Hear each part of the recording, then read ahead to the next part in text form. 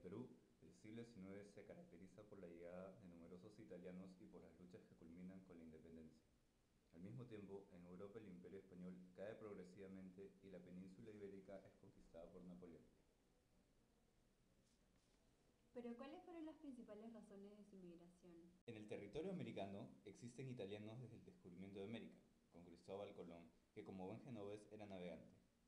Desde Génova y Nápoles llegaron a nuestro país los primeros italianos quienes se instalaron en el puerto del Callao principalmente.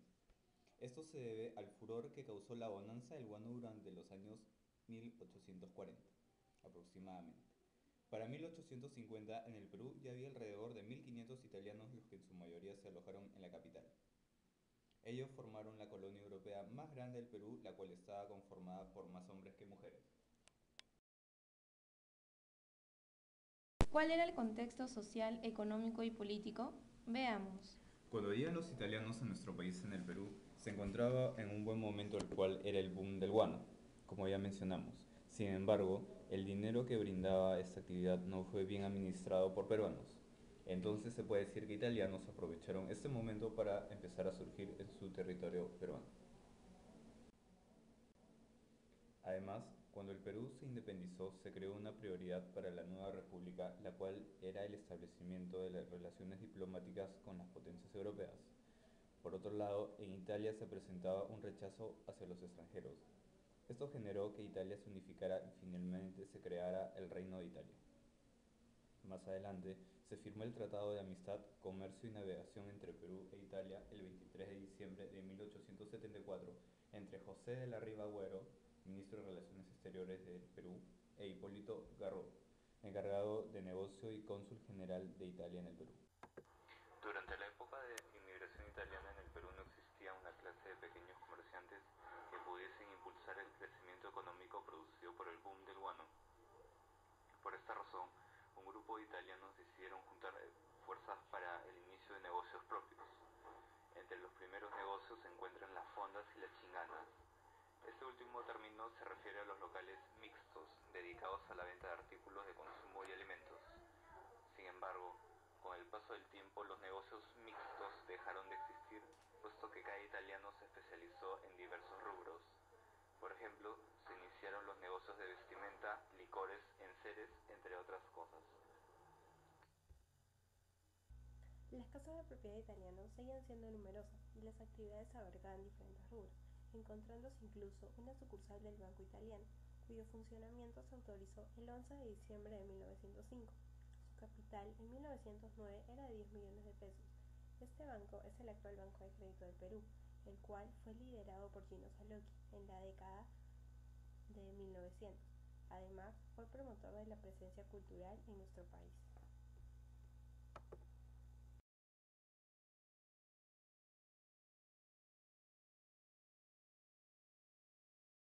Este museo es un regalo de la inmigración italiana aquí al Perú. Nosotros cuando cumplimos 100 años de independencia peruana, muchas colonias regalaron algo al Perú. Una de las colonias importantes que era la colonia italiana nos regaló la construcción, que es una construcción renacentista toscana, y las obras de arte que son más o menos aproximadamente casi la mayor parte de las obras son del siglo XX, ¿no? Algunas vas a encontrar, visitando el museo vas a encontrar el siglo XIX, ¿no? 1899, pero la mayor parte son 1900. Durante el gobierno colonial español en América, hasta 1883, la región de Tarapacá formó parte del Virreinato y de la República del Perú. Más adelante, con la derrota que se tuvo en la Guerra del Pacífico, la provincia pasará a incorporarse a la República de Chile. Es relevante mencionar esta provincia porque recibió un numeroso grupo de italianos quienes se desenvolvieron mayormente en el comercio. A partir de ello, se formaron grandes negocios. Podríamos decir que casi todos se concentraron en el territorio del Callao, puesto que los italianos se dedicaron mayormente a la pesca.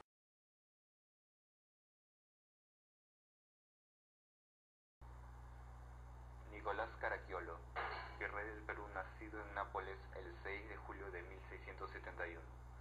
Asume el virreinato del Perú desde el 5 de octubre de 1716 hasta el 26 de enero de 1720.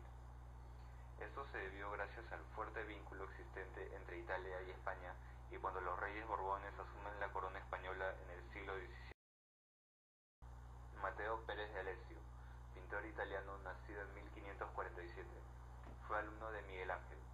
Llega al Perú en 1588 en busca de fortuna y se involucra en negocios de minas y en el cubaqueo. Estableció un taller de pintura renacentista en Lima. Muere en Lima en el año de 1628. Algunas de sus obras son el retrato del virrey García Hurtado de Mendoza y Vida de Santo Domingo.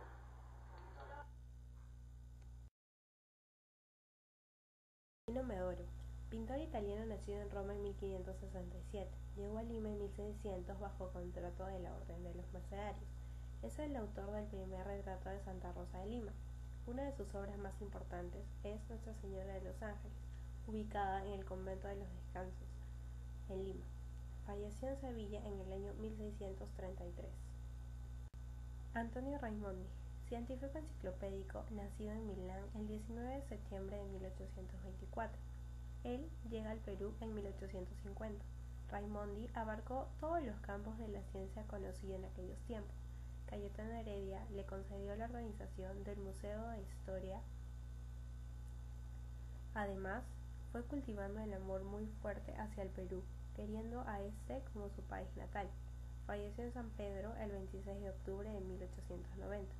Actualmente sus restos se encuentran en el cementerio Presbítero Maestro. Pedro Donofrio.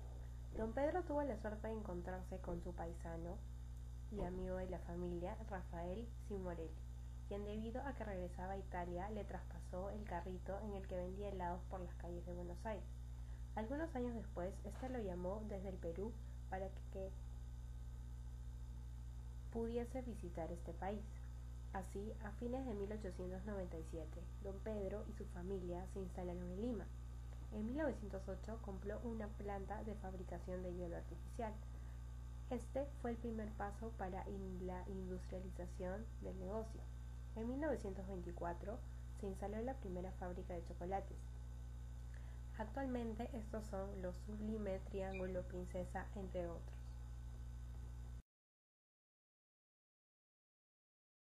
En conclusión, la influencia italiana se hace presente en el Perú a partir de la riqueza que generó el guano en los primeros años de explotación. Por ello, los italianos motivados ingresan al Perú y establecen sus negocios para obtener grandes beneficios económicos.